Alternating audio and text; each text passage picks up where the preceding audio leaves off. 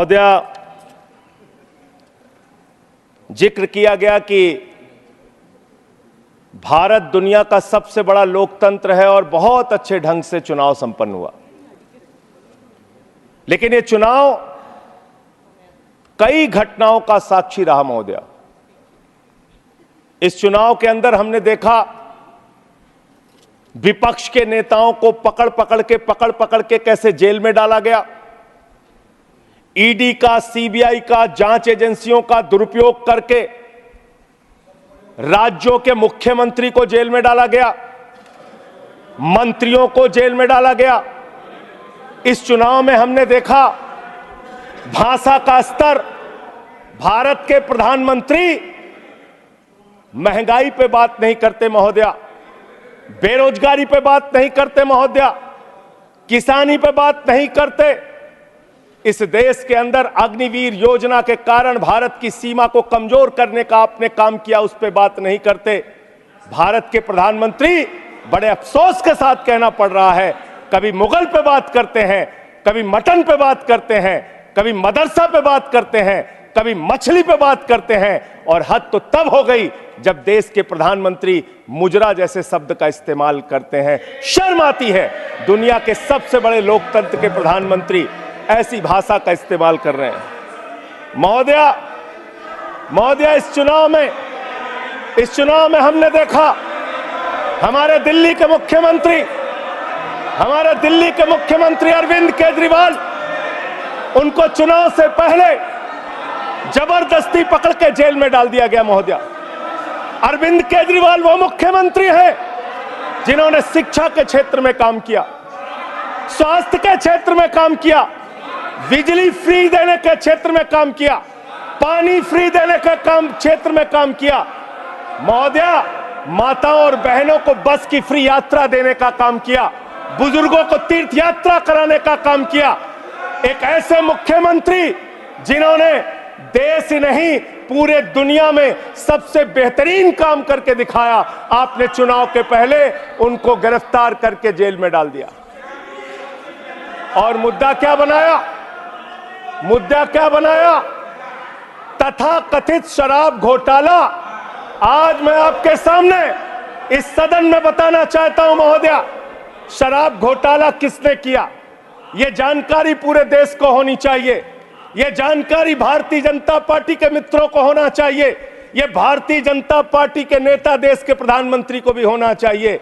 शराब घोटाला शरद रेड्डी से 60 करोड़ रुपए की रिश्वत लेने वाले भारतीय जनता पार्टी के लोगों ने किया है। आप लोगों ने इलेक्टोरल बॉन्ड के जरिए चंदा लेने का काम, रिश्वत खाने का काम, भ्रष्टाचार करने का काम किया है। शराब घोटाला तुमने किया है। शराब घोटाले की बात करते हैं महोदया, यही चिल्लाने का काम करते हैं। मैं अपनी बात कहना चाहता हूं महोदया, कृपया दिल्ली के मुख्यमंत्री को ईडी कोर्ट ने जमानत दी महोदया। ईडी कोर्ट ने कहा अरविंद केजरीवाल निर्दोष है। महोदया, ये रिश्वतखोर लोग हैं, ये रिश्वतखोर है, ये बेईमान है, ये भ्रष्टाचारी है महोदया, ये भ्रष्टाचारी है। आप बैठिए। भ्रष्टाचारियों को बोलने की हैसियत नहीं होनी चाहिए महोदया, ये भ्रष्टाचारी है, आप बैठिए। संजय सिंह जी, घोटाला किया है, आप बैठिए, की रिश्वत खाई है। आप बैठिए। आप बैठिए, सब लोग पहले बैठिए। आप कृपया बैठिए। आप कृपया बैठिए।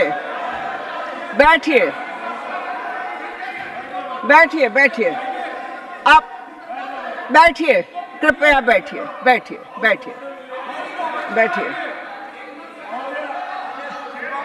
आप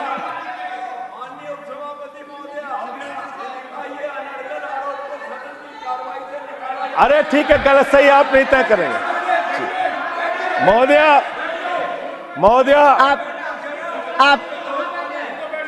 महोदया, भाजपा के मित्र हमारे नाराज हो गए महोदया। सच सुनने के बाद नाराजगी होती है महोदया, नाराजगी होती है। सुनिए सच सुनने के बाद नाराजगी होती है। सुनिए मेरी इन लोगों से सहानुभूति है। सुनिए, आप सुनिए मैं सुनिए सहानुभूति रखता हूं इन लोगों से। सुनिए, कृपया सुनिए। रिश्वतखोर लोग हैं सर महोदय, आप ये बेईमान लोग हैं, ये बेईमान है, ये भ्रष्टाचारी है महोदय, ये रिश्वतखोर है, ये डाकू गब्बर सिंह है, ये डाकू गब्बर सिंह है महोदय, महोदय डाकू गब्बर सिंह। आप अभी बैठिए।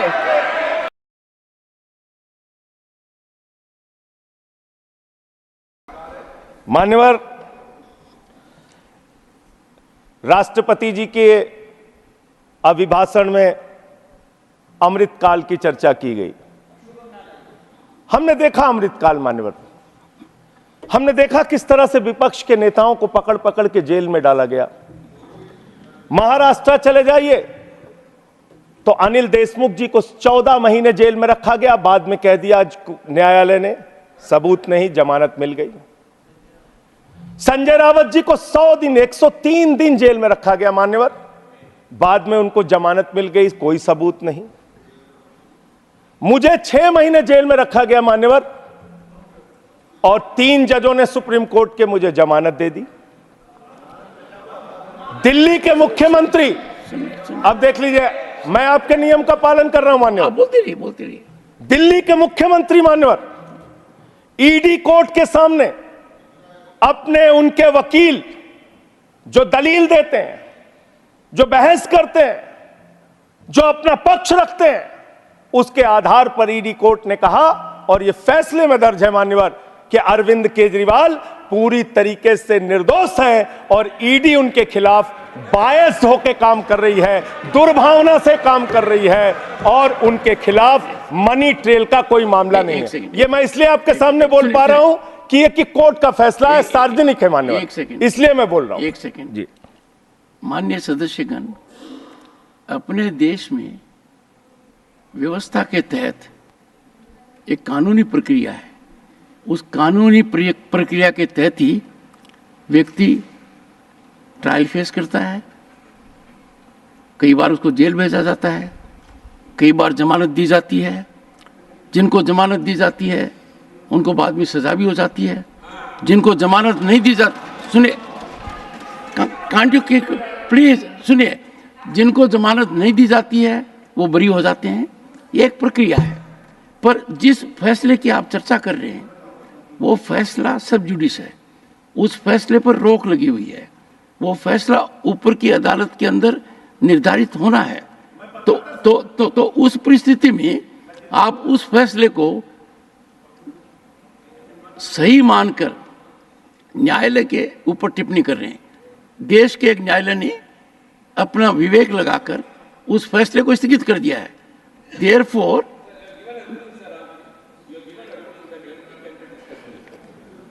okay, let me one second. Let me. Mr. Tiruchi Siva is a very experienced member of this house. He has made things lighter now. He thinks I can say everything and anything myself, or you can say it. No, Tiruchi ji, no, Mr. Tiruchi Siva. Everything spoken in this house has to be sanctified. Sacred facts. This house cannot be, I said, a ground for free fall of information.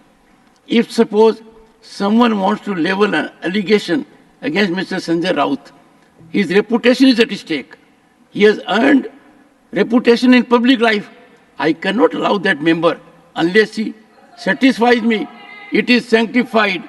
Similarly, that privilege is not without regulation.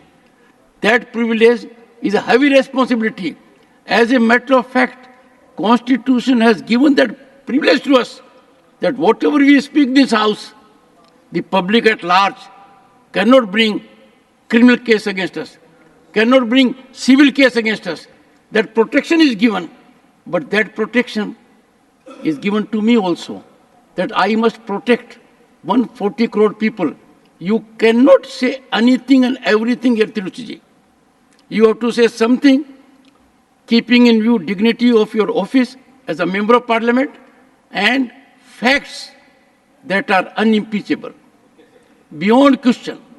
Therefore, if Sanjay Singh has made reference to a judgment which has been stayed, which means that judgment, till the judgment of the upper court comes, is non-existent. Therefore, Sanjay, you can't take reference to that. Go ahead, make your point. आपका protection चाहिए sir, मिलेगा? आपका संरक्षण चाहिए मान्यवर। बोलिए क्या चाहिए?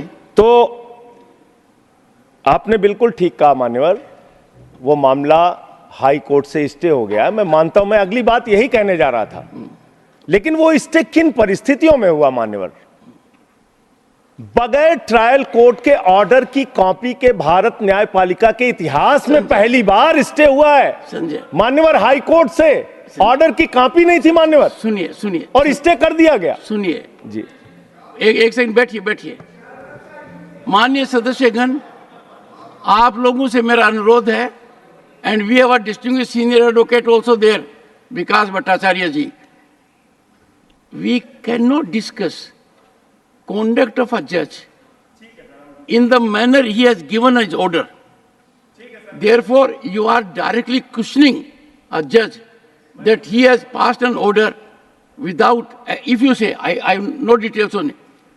And I'll tell you, judges in their wisdom pass orders on Sunday. Judges in their wisdom pass orders at midnight. Judges in their wisdom pass orders without even order of the trial court. Therefore, keep away from this issue. Confine to the other part of it. Please, go ahead.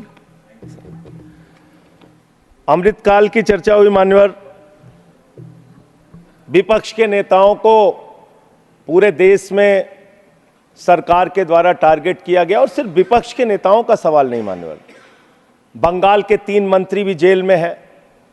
अभी झारखंड के मुख्यमंत्री को जमानत मिली है court से, और बिहार में जांच एजेंसियों का दुरुपयोग, महाराष्ट्र में जांच एजेंसियों का दुरुपयोग, दिल्ली में जांच एजेंसियों का दुरुपयोग। आप क्या करना चाहते हैं? मैंने अटल जी का भाषण सुना मान्यवर, उन्होंने कहा दुर्भावना से राजनीति नहीं होती, बड़े दिल से राजनीति होती है, बड़े मन से राजनीति होती है, बड़े मन की राजनीति करना सीखिए। ऐसे विपक्ष के लोगों को टारगेट करना ठीक नहीं है, ये अच्छी राजनीति नहीं है आपकी। आपने दिल्ली के स्वास्थ्य मंत्री को जेल में डाल दिया, उस आदमी का 36 किलो वजन कम हो गया जेल में मान्यवर, 36 किलो। आप इनकी टीका टिप्पणी सुन रहे हैं? हमारे दिल्ली के संजय जी, जो फिर तो मैं बोल नहीं पाऊंगा। जो व्यक्ति जेल में है, उसको जेल में किसने डाला है? इनकी जांच एजेंसियों ने सर, न्यायालय ने। इनकी जांच एजेंसियों ना न्यायालय ने झूठे मामले बनाकर, देश भारतवर्ष झूठे मामले बनाकर, भारतवर्ष दुनिया के अंदर वो देश है जिसकी न्यायपालिका सुदृढ़ है। Sit down. मैं अपनी बात करूं सर, पहले I will give extra time. Problem में साकेत गोखले इज 3 बार बैठाया जाएगा तो कैसे बोल पाऊंगा सर? अगर 1 मिनट अब ऐसा करेंगे, आप बोलते रहिए। ठीक, थैंक यू सर। मान्यवर, मैं सिर्फ इतना कहना चाहता हूं, दुर्भावना की राजनीति बंद कीजिए। अगर आपको भारत के लोकतंत्र को मजबूत बनाना है, भारत के संविधान को मजबूत बनाना है, तो सत्ता पक्ष का भी महत्व है, प्रतिपक्ष का भी महत्व है। प्रतिपक्ष को खत्म करके, विपक्ष को खत्म करके, नेताओं को जेल में डालकर आपको कोई लाभ होने वाला नहीं है। और पता नहीं कौन आपको सलाह देता है, किस गलतफहमी में आप लोग रहते हैं। मैं आपके लिए भी कह रहा हूं और इधर जो बैठे हैं उनके लिए भी कह रहा हूं, जब जो पार्टी सत्ता में रहेगी, अगर विपक्ष के लोगों को जेल में डालेगी, उस पार्टी का सत्यानाश होगा। अपने नेताओं को बता देना, अपने नेताओं को बता देना। आप इस गलतफहमी में मत रहना। और आप जेल की राजनीति कर रहे हैं। इस चुनाव ने आपको एक परिणाम दिया है, सोचने के लिए, विचार करने के लिए। इसमें स्पष्ट बहुमत का भी जिक्र है मान्यवर। स्पष्ट बहुमत कहां है? 400 पार। आपने नारा दिया 400 पार, 400 पार, 400 पार। Not a good habit. 400 पार का नारा आपने दिया, आपकी 240 सीट आई, स्पष्ट बहुमत कहां है? आपके दावे से 160 सीट कम आई मान्यवर, और 303 सीट पिछली बार थी, उससे 63 सीट कम आई मान्यवर, और 272 का बहुमत होता है, उससे 32 सीट कम आई मान्यवर। आपको सोचना होगा, विचार करना होगा, अपनी कमियों की समीक्षा करनी होगी। और आपकी कमियां क्या है? आपकी कमियां आपका अहंकार है। जब व्यक्ति अहंकार में होता है तो उसको कुछ दिखाई नहीं पड़ता मान्यवर। रावण भी अहंकार में था, उसने लगा प्रभु श्री राम वनों में रहने वाले, जंगलों में रहने वाले, वो मेरा क्या बिगाड़ पाएंगे। लेकिन भालुओं की, बानरों की सेना बनाकर लंका को आग लगाने का काम प्रभु श्री राम ने किया, रावण का नाश करने का काम प्रभु श्री राम ने किया। उस अहंकार का भी नाश होगा। और आप पता नहीं क्यों रिजल्ट को समझ नहीं पा रहे। आप लोग सबको गालियां देने लगते हैं। लोकतंत्र में अच्छी चीज नहीं मान्यवर। कभी मुसलमानों को गाली दो, कभी सिखों को गाली दो, कभी ईसाइयों को गाली दो, कभी जाटों को गाली दो, कभी मराठों को गाली दो, कभी दलितों को गाली दो, कभी पिछड़ों को गाली दो। आप सिर्फ गाली देते रहते। मान्यवर, ये गाली देना बंद कीजिए मान्यवर। अब अयोध्या वालों को गाली दे रहे मान्यवर, अयोध्या वालों को गाली दे रहे, गाली दे रहे हैं अयोध्या वालों को मान्यवर। अयोध्या की हालत बताता हूं मान्यवर। अयोध्या में सुनो, अयोध्या के विकास के लिए इन्होंने कितना पैसा खर्चा किया मैं बता रहा हूं मान्यवर। अब रोकिए ना प्लीज सर। नहीं सुनिए प्लीज सर, मेरा बार बार आप रोकेंगे तो मैं बोल नहीं पाऊंगा। आपने जाटों का भी नाम ले दिया, मेरा लिहाज भी नहीं किया। अरे आप कोई गाली नहीं दी गई। नहीं, कोई गाली दी नहीं गई है। इतना असत्य बोल रहे हो। नहीं, मेरा नहीं लिया। एक समाज को ऐसे नहीं करना चाहिए। You are a senior, you are a second term and party के नेता हैं। जैसे आपने आकलन कर दिया नतीजों का, तो कहेंगे कि भाई आप अपने नतीजों को भी देखिए। नहीं, लोकसभा चुनाव में आपके भी नतीजे आए हैं, आए नहीं आए? चलिए, उनका मौका लगेगा, बोलेंगे। और लोकतंत्र में अच्छी चीज है, हमारे रिजल्ट गड़बड़ाएंगे, हम समीक्षा करेंगे। आपका गड़बड़ाया, आप समीक्षा कीजिए। आप तो कुछ मानने को तैयार नहीं। अयोध्या के इंफ्रास्ट्रक्चर डेवलपमेंट में हमारे मित्र जब यहां बोल रहे थे, अभी कल जब इनका भाषण मैंने सुना तो कह रहे थे इंफ्रास्ट्रक्चर डेवलपमेंट में भारत नंबर 1 है। मैं बताता हूं इंफ्रास्ट्रक्चर डेवलपमेंट। इन्होंने मान्यवर अयोध्या के विकास में बहुत पैसा खर्चा किया, होना चाहिए।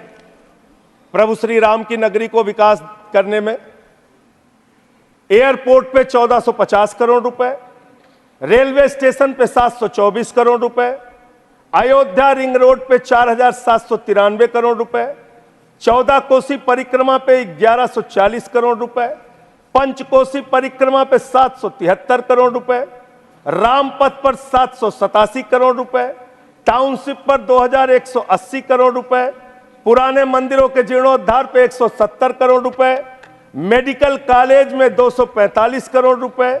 मान्यवर, ये पैसा गया कहां? पहली ही बरसात में प्रभु श्री राम के गर्भगृह में पानी गिरने लगा। पूरी अयोध्या की सड़कें टूटी हुई हैं। मुख्य पुजारी ने ये बात कही मान्यवर, मुख्य पुजारी ने ये बात कही, मंदिर के मुख्य पुजारी ने कही। ये भ्रष्टाचार की भेंट चढ़ा दिया मान्यवर इन्होंने पैसे को। भ्रष्टाचार की भेंट चढ़ा दिया मान्यवर। Nothing will go on record. सुनिए, can you take your seat? Can you take your seat?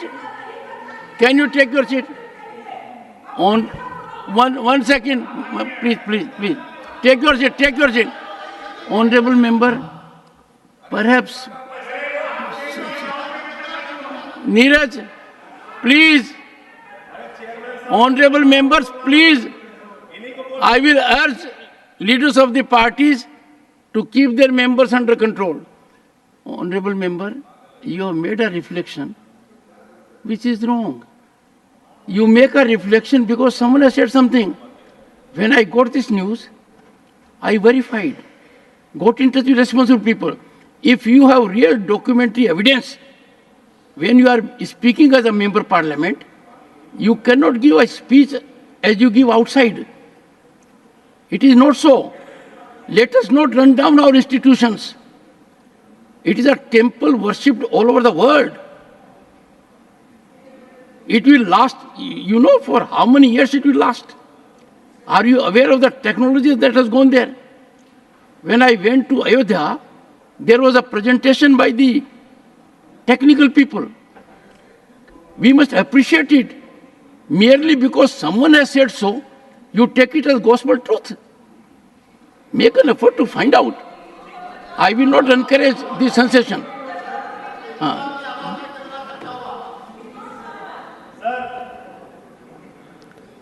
इस अमृत काल के दौरान तमाम घटनाएं देश में घटित हुई। अग्निवीर जैसी योजना देश के अंदर आई। 4 साल की नौकरी, 17 साल में एक जवान सेना में भर्ती होगा, 21 साल में रिटायर हो जाएगा। मैं ऐसा मानता हूं मान्यवर, इस योजना के बारे में सरकार को पुनर्विचार करना चाहिए।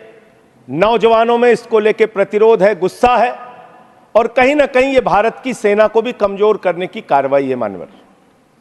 अगर आप कारगिल के युद्ध को देखें और उसके पहले भी जो सेना के अधिकारियों से आप बात करेंगे, 5 साल तक जब कोई फील्ड में काम कर लेता है जवान, उसके बाद युद्ध के स्थिति में उसको इस्तेमाल किया जाता है, उसको आगे किया जाता है। इसलिए मान्यवर, यह अग्निवीर योजना कहीं ना कहीं भारत माता की सुरक्षा के साथ समझौता करने की कोशिश है। उस पर भी पुनर्विचार आपको करना चाहिए, इसको वापस लेना चाहिए। दूसरी बात, आपने बात की कि आप 5वीं सबसे बड़ी अर्थव्यवस्था बन गए दुनिया में। बहुत अच्छी बात है, मैं आपको शुभकामनाएं देता हूं। भारत को दुनिया की पहली नंबर की अर्थव्यवस्था बनाइए, हम सब खुश होंगे। लेकिन इसके साथ साथ प्रति व्यक्ति आय के मामले में आप कहां खड़े हैं? प्रति व्यक्ति आय के मामले में आप 141वें नंबर पर खड़े हैं।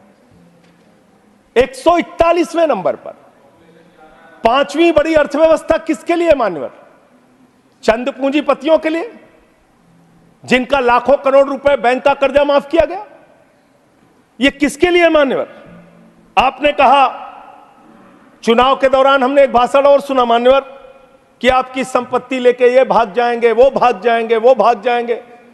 अरे संपत्ति कौन कौन लेके भागा है, ये तो सर्वविदित सत्य है। 20,000 करोड़ रुपए लेके नीरव मोदी भाग गया, 10,000 करोड़ रुपए लेके विजय माल्या भाग गया, 3,000 करोड़ लेके ललित मोदी भाग गया। ये कौन है? ये कौन है बड़े बड़े पूंजीपति? और मान्यवर, दूसरे सदन में इनका दिया गया जवाब है।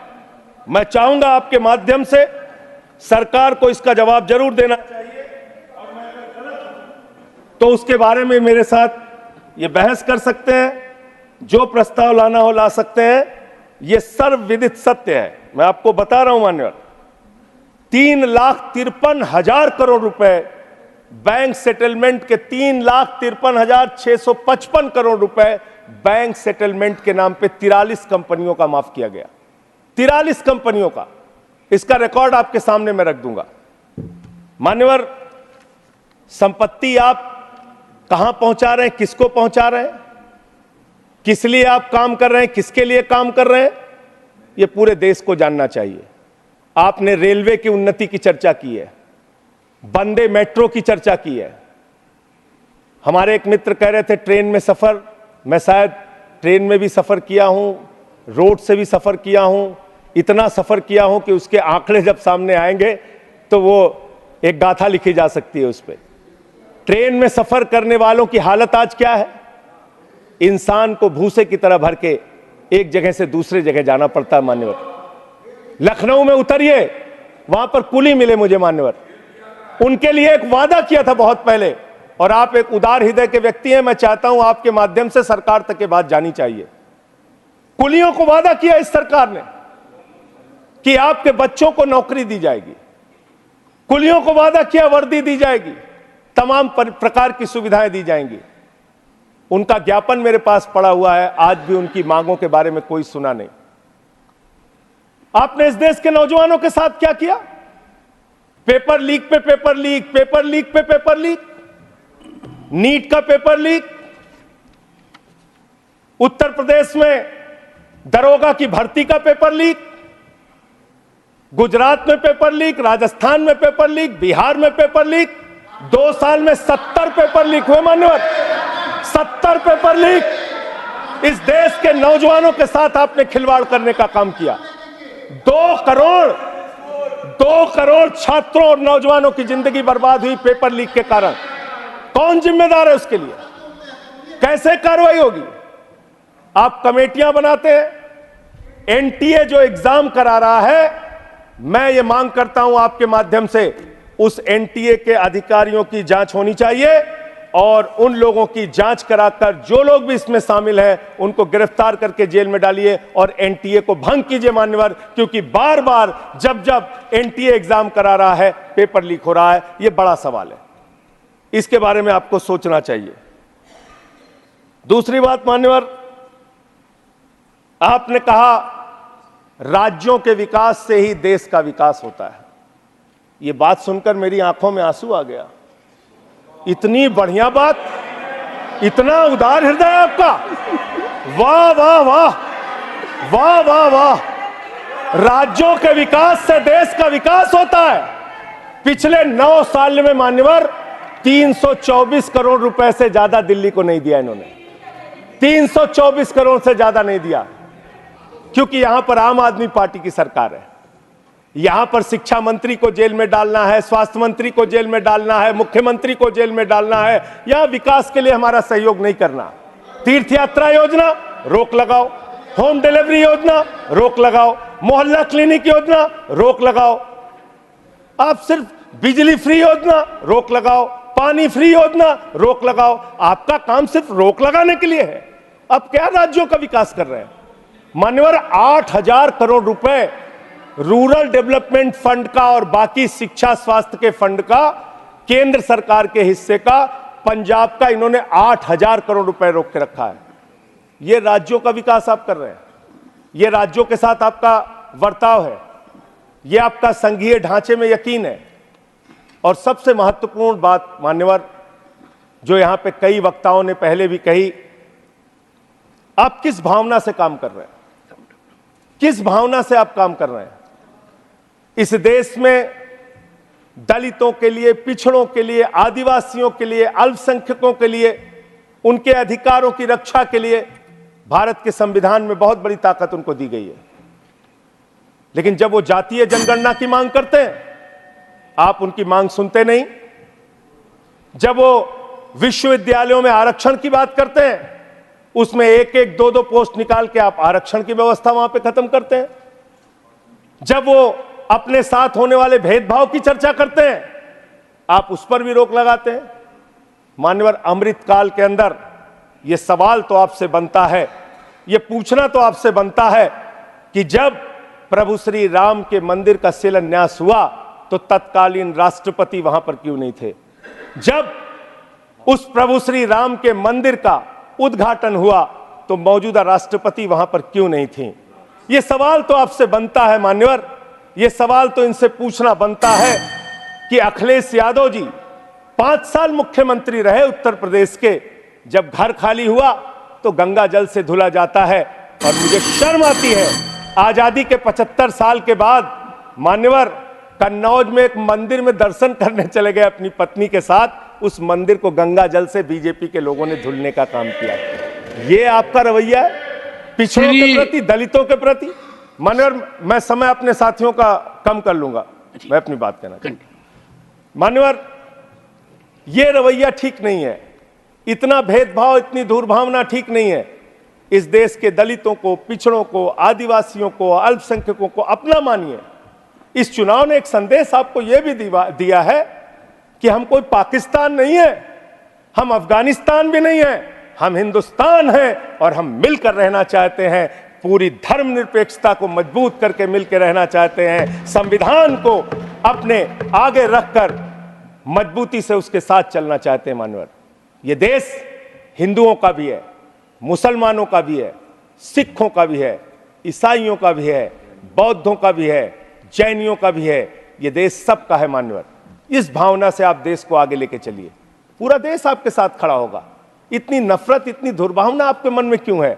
क्यों आप सबको अपने से दूर करने की कोशिश करते रहते हैं? इस पार्टी को भारतीय जनता पार्टी ही रहने दीजिए। इस पार्टी को मान्यवर भारतीय झगड़ा पार्टी मत बनाइए। मैं इन लोगों से कहना चाहता हूं, झगड़े लड़ाई से कुछ देश को मिलने वाला नहीं है। झगड़े लड़ाई से देश की उन्नति होने वाली नहीं है। आपको 240 सीटें मिली हैं, आप गठबंधन की सरकार चला रहे हैं, आप चलाइए, लेकिन इसके साथ साथ विपक्ष की भी अपनी भूमिका है। उस भूमिका को ध्यान में रखिए, विपक्ष को भी अपने साथ लेकर चलिए। इतना अगर आप टारगेट करके एक एक पार्टी को खत्म करने की कोशिश करेंगे, तो जो दूसरों को खत्म करने की कोशिश करता है वो अपने आप ईश्वर उनको सही रास्ते पे पहुंचाने का काम करता है। और रावण का अहंकार नहीं चला मान्यवर, तो किसी और का अहंकार क्या चलेगा? और हिंदू धर्म कितना विराट धर्म है, कितना विशाल धर्म है। हिंदू धर्म तो वसुदेव कुटुंबकम की बात करता है, कहता है पूरा विश्व हमारा परिवार है। हिंदू धर्म कहता है मान्यवर, कोई भी पूजा हम लोग खत्म करते हैं, कहते हैं धर्म की जय हो, अधर्म का नाश हो, प्राणियों में सद्भावना हो, विश्व का कल्याण हो। लेकिन अफसोस है कि भारतीय जनता पार्टी की मानसिकता है प्राणियों में दुर्भावना हो, प्राणियों में बंटवारा हो, प्राणियों को आपस में बांटा जाए। इनके लिए बहुत अच्छी लाइन है, वो मैं कहना चाहता हूं। बहुत ही अच्छी लाइन आप लोगों के लिए लिख कर लाया था कि किस तरह से आप लोग मुद्दों से ध्यान हटाना चाहते हैं। सभी का ध्यान बांटा जा रहा है, सभी का ध्यान बांटा जा रहा है। ये हिंदुस्तान बांटा जा रहा है, सभी का ध्यान बांटा जा रहा है। ये हिंदुस्तान बांटा जा रहा है। हमें ये मंदिर और मस्जिद दिखाकर हमारा ध्यान बांटा जा रहा है, हमारा ध्यान बांटा जा रहा है। ध्यान बांटने की कोशिश मत कीजिए, मुद्दों पर बात कीजिए। बेरोजगारी बड़ा मुद्दा है, महंगाई बड़ा मुद्दा है, अशिक्षा बड़ा मुद्दा है, अग्निवीर बड़ा मुद्दा है, देश को कैसे तरक्की, भ्रष्टाचार बड़ा मुद्दा है। हमारे किसी साथी ने कहा, मैं आपका स्वागत करता हूं, कितनी अच्छी बात आपने कही, भ्रष्टाचार बहुत बड़ा मुद्दा है। लेकिन ये कैसा भ्रष्टाचार है? भारत के प्रधानमंत्री कहते हैं ये मोदी की गारंटी है, एक एक भ्रष्टाचारी को जेल में भेजूंगा, इस बात की गारंटी है। मुझे खुशी हुई, प्रसन्नता हुई प्रधानमंत्री के इस बात को सुन के। लेकिन जब मैं देखता हूं महाराष्ट्र में 70,000 करोड़ का घोटाला करने वाला बीजेपी के साथ, छगन भुजबल बीजेपी के साथ, नाम नारायण, ठीक है नाम नहीं लेता हूं, नाम नहीं ले रहा हूं सर। देखिए डिलीटेड। मैं दूसरा बस खत्म कर रहा हूं। सुनिए जो सर एक सेकंड, भ्रष्टाचार के खिलाफ सर एक सेकंड। इस सरकार ने ईमानदारी का संकल्प जयराम लिया है। Ramesh, first you are speaking while sitting on your seat. I am sure you are very senior man. You know it. And secondly, why are you intervening? I expect from a learned man like you a different kind of conduct which can be exemplified by others. Please help तो me. Sir प्रधानमंत्री जी का Sanjay ji these are deleted. ठीक है, आपका जो फैसला है मान्य है सर। मान्यवर प्रधानमंत्री जी ने कहा किसी भी भ्रष्टाचारी को नहीं छोड़ूंगा, इस बात की गारंटी है। लेकिन पूरे देश में जब हम लोग निगाह उठाते हैं तब मुझे उनके नारे का मतलब समझ में आया। वो नारा ये है कि एक भी भ्रष्टाचारी को नहीं छोड़ूंगा, ये मोदी की गारंटी है। सारे भ्रष्टाचारियों को बीजेपी में शामिल करूंगा, ये प्रधानमंत्री की गारंटी है। ये गारंटी है आपकी, अच्छी बात है, कीजिए, तरक्की करेंगे आप लोग। और एक वॉशिंग मशीन भी चल रही है। लेकिन मैं एक बात जरूर कहना चाहूंगा, आपने मुझे रोक दिया मान्यवर, मैं मानता हूं, आपके आदेश का पालन करूंगा। लेकिन सब जगह चंदा दो धंधा लो स्कीम मत चलाइए। इलेक्टोरल बॉन्ड में आपका पर्दाफाश हो चुका है। 3,02,000 करोड़ रुपए के ठेके अलग अलग कंपनियों को दिए गए जिनसे इलेक्टोरल बॉन्ड के नाम पे पैसा लिया गया। इसकी जांच होनी चाहिए, इसकी जांच होनी चाहिए मान्यवर। और मैं अयोध्या का जिक्र करने लगा, आप सब लोग नाराज हो गए, मेरे मन में भी नाराजगी है, गुस्सा है। मैंने चेताया था आपको, एप्लीकेशन भी दी थी, कोतवाली तहरीर दी थी। प्रभु श्री राम के मंदिर के स्थल पर ऐसे काम नहीं होने चाहिए। सड़कों पे गड्ढे बनेंगे तो सवाल उठेंगे और वो सवाल आपसे पूछे जाएंगे। मान्यवर, प्रभु श्री राम है, आपने उनके लिए गाना बना दिया, जो राम को लाए हैं हम उनको लाएंगे। बताइए आप, यहां पर बैठा हुआ कोई व्यक्ति क्या इस हैसियत में है कि वो राम को ला सकता है? नहीं, भगवान श्री राम हम सबको लेके आए हैं। भगवान इंसान को लेके आता है, कोई इंसान भगवान को नहीं ला सकता। और प्रभु श्री राम के लिए हमारे एक बहुत पुराने कवि हैं यमुना प्रसाद उपाध्याय जी, उन्होंने लाइन लिखी थी कि तुम्हारी पोल पट्टी खोलने लग जाए तो क्या हो, तुम्हारी पोल पट्टी खोलने लग जाए तो क्या हो, अगर मंदिर की मूरत बोलने लग जाए तो क्या हो, बताओ ब्रह्म बेला में जहां तुम पाप धोते हो वही सरयू का पानी खौलने लग जाए तो क्या हो। आज सरयू का पानी उबाल मार रहा है। अयोध्या में जो हालात हैं वो आपको देखना चाहिए। और अयोध्या के परिणाम से आप नाराज हुए, नाराज होना बनता है, लेकिन उसके कारण आपने सोचे। राम पथ गमन मार्ग, अयोध्या हारे आप, प्रतापगढ़ हारे, सुल्तानपुर हारे, कौशाम्बी हारे, सीतापुर हारे, रामपुर हारे, श्रावस्ती हारे, प्रयागराज हारे, चित्रकूट हारे। जहां जहां से प्रभु श्री राम गुजरे थे वो सारी सीटें आप लोग हार गए। नासिक हारे, रामटेक हारे, तो इसकी समीक्षा कीजिए। वर्धा हारे, तो इसलिए इसकी समीक्षा कीजिए, क्यों हो रहा है ऐसा आपके साथ। भगवान के नाम पर आप श्रद्धा रखिए और उस श्रद्धा को, उसका विस्तार कीजिए, हमें कोई आपत्ति नहीं है। देखिए आपके साथ ये इनका प्यार खत्म ही नहीं हो रहा है। मान्यवर,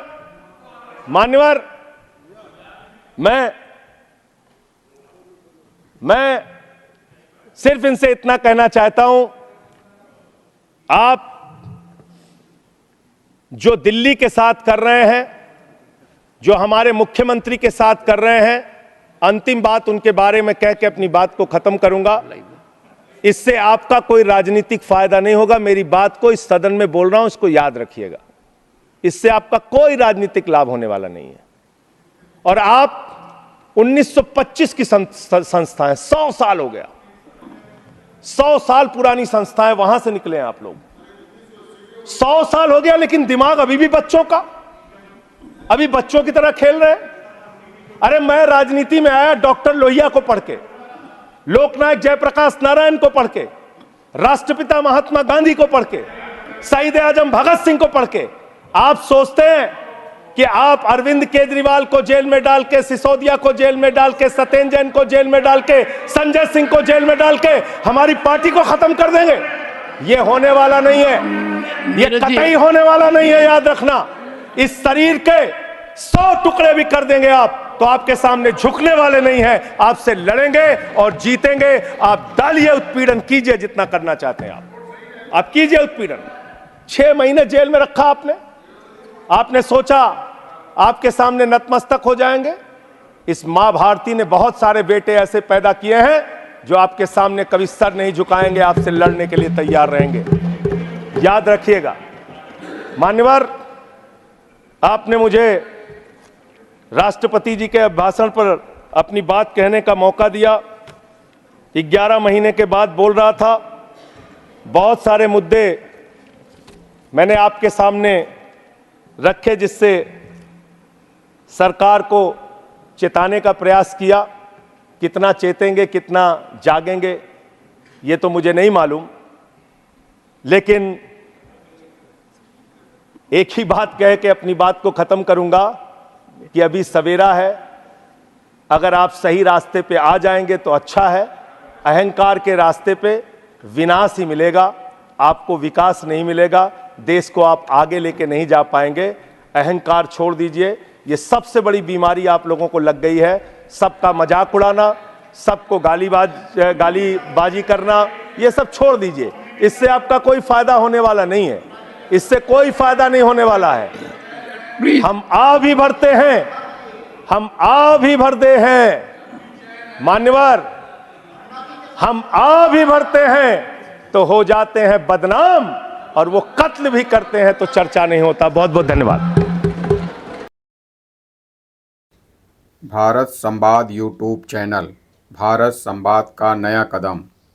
हमारे सहयोगी बने। भारत संवाद चैनल को लाइक एवं सब्सक्राइब करें।